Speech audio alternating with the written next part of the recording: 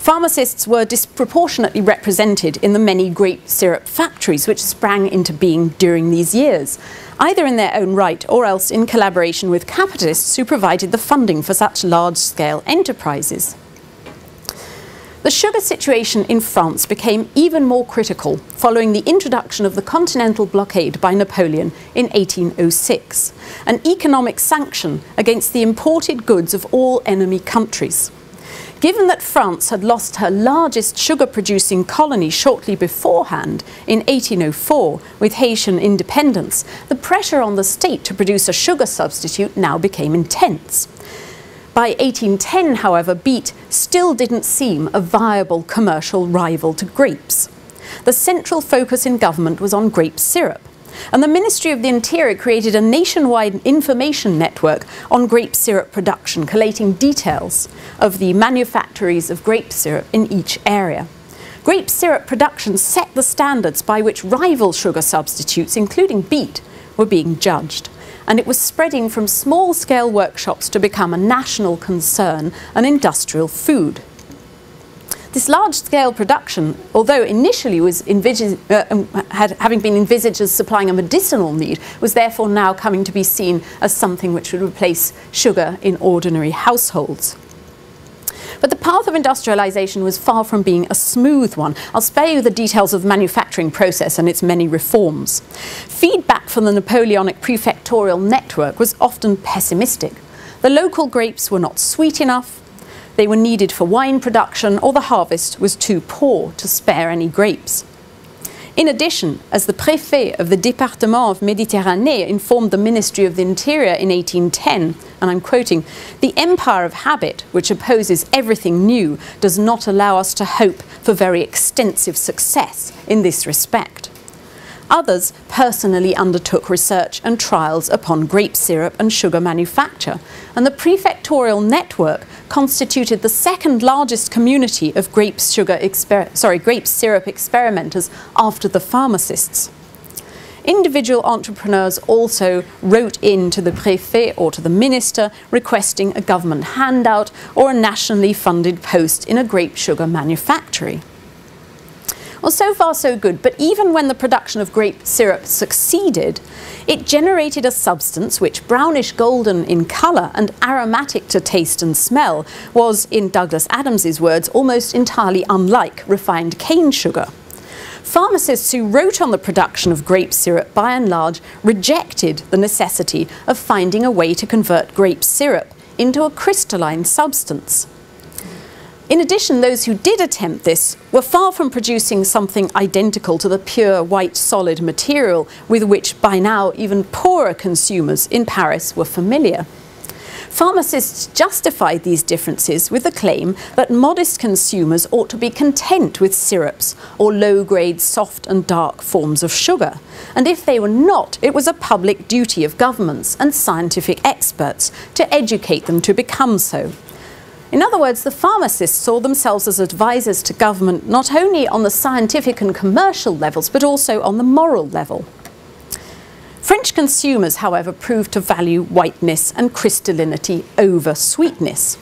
The general agreement was that grape syrup was much sweeter than ordinary sugar, as well as than any other comparable substitute.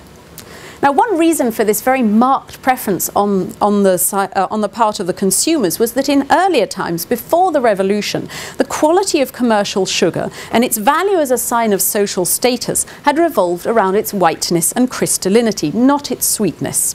It was poor buyers who had to swallow the lower grades of sweetener, such as molasses or muscovado, liquid or soft products with a distinctive flavour and a brown colouring. Since surrogate sugars resembled such goods, they were widely received by consumers as being attempts to palm off inferior quality products on the public. Just the sort of thing, in fact, which had legitimated the widespread urban uprisings during the previous decade over poor quality familiar foods or a shortage of them. In effect, grape syrup faced a serious public image problem. Consumers saw it as a cheap ersatz and thus as a sign of government dysfunctionality. By late 1810, Parisian chemists were starting to shift towards crystallinity rather than sweetness as the main criterion to be imitated in the finding of a cane sugar substitute. Between 1806 and 1815, Parisian presses poured out accounts of attempts to granulate fruit juice and honey syrups and grape syrups. Grape sugar manufacturers optimistically presented samples of the elusive material. Various whitish, yellowish or greyish solids extracted from grape syrup were tested by the head chemists at the Parisian Medical School and the members of the still extant Indigenous Sugar Commission. Of the grape sugar sample submitted by a chemist with strong pharmaceutical support, Fouque, in 1810, the Minister of the Interior found himself, quote, forced to acknowledge that it is as yet merely a precursor and that its use could not spread without very noticeable perfection in its production, which says as much as about 1 million words explaining exactly what the taste and texture of this stuff was. But he didn't argue by extension that grapes should be abandoned as a sugar substitute. Rather, he took Fouque's failure, quote, to confirm the opinion of people who are claiming that we should limit ourselves to making the most perfect syrups that nature, aided by the methods of art, can produce. Okay, so in 1810, the grape syrup program in France was supported by the ministry to the extent of assenting to the pharmacist program for the moral reform of consumers. But the valorization of crystallinity placed consumer-defined aesthetic expectations of sugar at the forefront of chemical inquiry instead. However, beet sugar research did not instantly resolve the problems of crystallinity confronted by the grape sugar experimenters. Most early specimens were, just like the grape sugar samples, grainy, coarse, moist, and dark. A ministerial report of 1813, please remember that date because I'll come back to it, presents all the beet sugar sold in the previous 2 years as, quote, very unsatisfactory, poor quality sugar, and it is to such products that we owe that unfortunate public bias against indigenous sugar. Yet within 10 years, a mythology had grown up surrounding beet sugar, which claimed that the advantages of beet over grape sugar were so self-evident from the start that these advantages should have been predicted a priori. And what's more, they should have been predicted because of the chemical difference between beet and grape sugars. Now, a chemical difference between beet and grape sugars had been noted in 1806, but given absolutely no heuristic value. It was not used to explain why beet sugar programs should be favoured by government for at least another 7 years.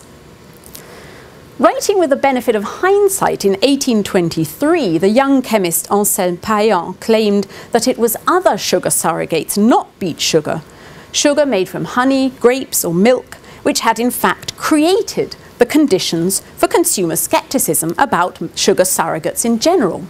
That scepticism, in Payen's description, was only overcome by mass public deception. And I'm going to give you a longish quote here.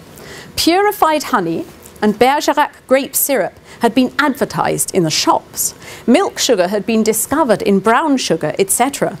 And the disfavour merited by these indigenous products was naturally going to extend to beet sugar. Thus, people were afraid, with reason, to indicate the latter's origin publicly. And it's sold under the name and guise of refined colonial sugar. And as it possessed all the same properties, it was not detected, despite all the prejudice which threatened to reject it. Even among those who've consumed most, there are still some who doubt of its existence, or at least that it is able to replace cane sugar. So in other words, what you have to do with beet sugar to make it take as a product is basically lie to consumers about what it really is.